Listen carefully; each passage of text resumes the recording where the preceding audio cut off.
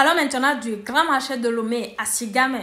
Je pense que ce marché a pris feu et que les travaux ont été lancés depuis presque 10 ans.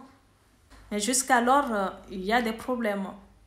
Il y a des problèmes de place, surtout pour nos mamans, nos soeurs, nos frères qui veulent faire du business, qui veulent juste vendre au grand marché de Lomé. Et la plupart des magasins maintenant, les magasins qui restent sont occupés par les étrangers. La plupart, ce sont les Libanais. Je connais très bien le grand marché de Lomé parce que moi aussi, je faisais du business. J'allais acheter des choses là-bas pour vendre. Donc, je sais qui est au grand marché, qui occupe les magasins stratégiques au grand marché. Et pour être honnête avec vous, ce ne sont pas vraiment nos soeurs, nos mamans ou nos frères togolais. Ce sont la plupart des Libanais, des Nigériens, des étrangers en fait, qui occupent ces magasins stratégiques au grand marché de Lomé. Pourquoi? Je me dis peut-être nos soeurs ou nos mamans n'ont pas vraiment les moyens de payer justement ces magasins-là et que ce sont les étrangers qui ont des moyens et qui ont de la visibilité, raison pour laquelle ils ont cette priorité sur les magasins. Il y a un travail qui doit être fait. La priorité doit être donnée déjà aux Togolais et Togolaises pour pouvoir mener leur activité parce que ces étrangers qui viennent, quand c'est vrai, ils vont payer les impôts, les taxes et tout, mais quand ils gagnent de l'argent, ils ne vont pas tout de suite investir au Togo. Ils vont investir d'abord, la priorité, c'est leur pays d'origine, ce n'est pas le Togo. Et c'est normal, moi-même qui suis en France ici, quand je gagne de l'argent, je ne vais pas vouloir investir tout de suite en France. Je vais, dans un premier temps, c'est naturel. Naturellement, je vais penser au Togo. Je vais dire, je peux lancer ce business-là au Togo, ce qui va permettre peut-être de créer de l'emploi, de permettre à d'autres personnes de gagner de l'argent. Et c'est naturel. Et c'est ce qui se passe aussi au Togo avec les étrangers. Quand ils récupèrent ces magasins-là, ils font du business et ils vont aller investir dans leur pays et pas au Togo. Donc, ça serait très important déjà pour les nouveaux locaux qui sont en construction de donner la priorité aux bonnes dames d'Asigame. Toujours dans le cadre des marchés, et tout récemment, je pense qu'il y a 2 ans, que le marché d'Assié, il a été incendié. Pareil pour le marché d'Adidogomé. Oui, apparemment qu'il a pris feu aussi tout récemment. Et le marché aussi d'Idjanawe. Je connais très bien ces 3 marchés parce que je faisais du business là-bas. Déjà pour le marché de Djalaoué, j'allais pour acheter de la friperie auprès des Ibo là-bas que je revendais à mes camarades à l'université. Le marché d'Adidogomé, j'ai vécu à Adidogomé au moins pendant 1 an et demi. Donc j'allais déjà pour faire les courses là-bas et aussi pour vendre mes choses, mes friperies et tout. Donc c'est un marché que je connais très bien. Maintenant le marché d'Assieye aussi, pareil, j'ai vécu à Kakaveli, donc j'allais aussi dans ce marché, soit pour faire les courses ou soit pour vendre les choses. Et apparemment, il paraît que ces marchés-là ont pris feu.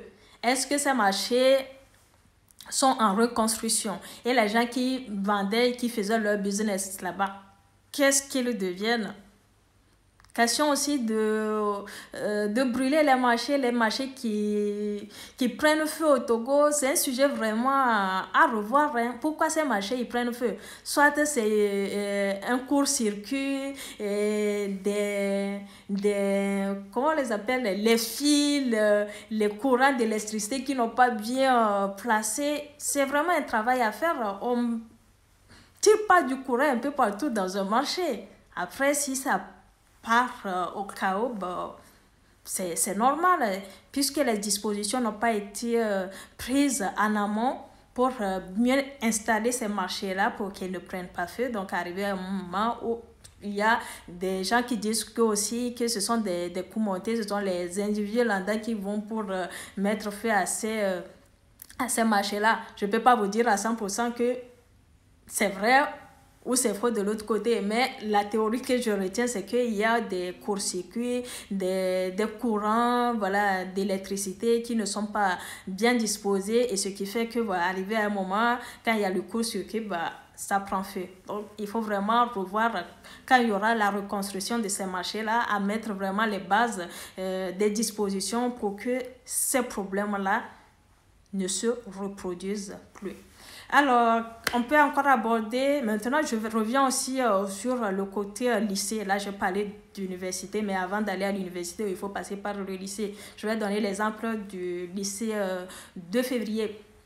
Il paraît que ça fait 2 ans ou 3 ans qu'il y a eu un constat comme quoi il y a des murs qui montrent des traces. Donc, on a renvoyé, si vous me permettez pour le terme, on a renvoyé tous les élèves du lycée de 2 février pour les mettre un peu partout dans d'autres lycées. Et qu'apparemment, il faut reconstruire carrément le lycée de 2 février. Je pense que beaucoup de personnes sont passées par le lycée de 2 février. Moi, je n'ai pas fait le lycée de 2 février, mais j'ai beaucoup d'amis, de camarades qui viennent de ce lycée-là. C'est une référence à Lomé. Donc, il est important ou même primordial de reconstruire le plus tôt possible ce lycée. Il y a le lycée aussi d'Adido Gomé, le lycée technique aussi. Bon, je connais ce lycée parce que j'ai passé un examen là-bas, ou un concours, je devrais dire le concours d'OTR. C'était au lycée d'Adido Gomé, le lycée technique d'Adido Gomé. Les salles à l'époque n'étaient pas terribles. Je ne sais pas si entre-temps, quand je suis partie à Lomé, je n'ai pas eu l'occasion de visiter ce lycée-là pour voir s'il y a eu des améliorations. Vous qui connaissez le lycée, dites-nous dans les commentaires, est-ce qu'il y a eu des améliorations? Il y a eu au fait de la modernisation de ce lycée technique qui est aussi une référence au Togo. Parlons maintenant de l'état de certains quartiers. Je vais vous donner des quartiers où j'ai fait et quand je suis retournée, quand j'ai visité, ce qui a changé, ce qui n'a pas changé. Le premier quartier que moi j'ai fait quand je suis arrivée à Lomé pour y rester de façon permanente, c'est le quartier d'Agoué. J'ai commencé par Agoué, Legbasito. Voilà, ensuite je suis venue vers Agoué Kakaveli.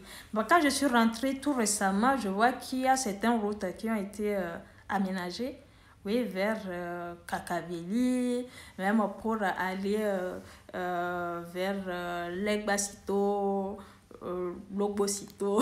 Je connais pas trop les noms, j'ai oublié. Et il y a aussi certaines routes, même échangeurs, voilà, surtout la route principale d'échangeurs pour aller vers ces quartiers-là. Avant, c'était pas ça. Donc, il y a un travail qui a été fait, donc c'est à féliciter. Et quel quartier aussi que j'ai fait? Adido Gomé. J'ai fait aussi Adido Gomé. Avant, vous voyez vers surtout à Tigangomé. Vous voyez les petites allées, là, pas la route principale, les petites allées. Avant, c'était vraiment du sable rouge. Et quand il pleut, tu marches dans la boue, c'est sale et tout. Quand je suis rentrée tout récemment, j'ai vu qu'ils ont mis du pavé. Donc, c'est bien. Même la route, je pense que c'est la route du 30 août. Oui, c'est comme ça on l'appelle. Du 30 août, quand tu quittes depuis Asigame, c'est comme si tu vas à Paliville. Cette route-là aussi a été faite. Et je pense qu'il y a même un péage qui est en construction. Donc, il y a des travaux là-bas, sur la route de Paliville, il y a des travaux. C'est à féliciter. Et maintenant, quand on revient sur quel autre quartier que j'ai fait aussi Djidjolé commissariat. Oui, je suis partie chez Africa Clean, justement. Oui, j'ai vu qu'il y a eu de l'amélioration. Avant, il y avait aussi des arbres. Moi, je trouvais ça très joli. Sur le pavé, tu vois, pour aller chez Adebayor, la maison d'Adebayor, il y avait des arbres, surtout au niveau du commissariat. Quand je suis rentrée, je pense qu'ils ont coupé les arbres. Moi, je ne trouvais pas ça écolo, mais comme ils l'ont fait. Mais les pavés, je pense qu'il y a eu aussi des travaux là-dessus. Ça va, c'est à féliciter également. Quel autre quartier que j'ai fait? Ouais, j'ai fait aussi Avédi, le Haut 2000. Est-ce que je suis partie là-bas? Non, je pense pas que je suis partie là-bas. Mais déjà, quand je quittais Lomé, il y avait vraiment des travaux qui avaient commencé sur cette route-là, l'aménagement et tout. Donc, je pense que c'est toujours le cas. Donc, ça va. Et à part ça, les autres routes pour aller vers Anéro, Baguida, je pense que ouais, il y a eu aussi des travaux qui ont été menés sur cette route-là, déjà pour aller jusqu'à Anéro. Ça va, mais il y a encore du travail à faire. Maintenant, revenons sur nos côtes, là, sur les plages. Ce que j'ai constaté à Lomé, c'est que à chaque fois où il y a toujours un bar qui s'ouvre sur les plages, je me demande, ah, ça marche vraiment le business des bars au bord des plages. Tu vas voir voilà, des plages. Moi-même, quand je suis partie, j'ai pris une bière là-bas. Hein. J'ai pris une bière dans un bar là au bord de la plage. C'est bien, c'est joli. Tu es à côté de la plage, tu bois, ça fait du bien. Mais je pense il faut voir aussi ce business-là. Hein. C'est pas seulement la bière. Ça veut dire que voilà, les Togolais, ce sont des soulards. On ne peut pas mener d'autres business sur les plages. Faire des parcs d'attractions, d'autres activités à part les bars. Oh, qu'est-ce que vous en pensez? C'est pas seulement les bars, la vente d'alcool, de bière qui seront les business rentables sur les plages togolaises. On peut mener d'autres activités. Donc, c'est à contrôler aussi parce que cela signifie s'il y a des bars, ça veut dire que les gens ils vont tous les jours, surtout sur les week-ends. J'appelle Lomé, je sais, voilà. Moi aussi, je sortais les week-ends pour vendre une bière, deux bières. Donc, je sais que c'est un business qui marche, mais côté image du pays, c'est pas ça. Ça veut dire que les gens se noient dans l'alcool pour fuir des difficultés ou les soucis de la vie. Les gens préfèrent aller boire. Alors, je pense qu'il faut contrôler au fait cette activité d'alcool ou d'ouverture de bar sur les plages de l'eau.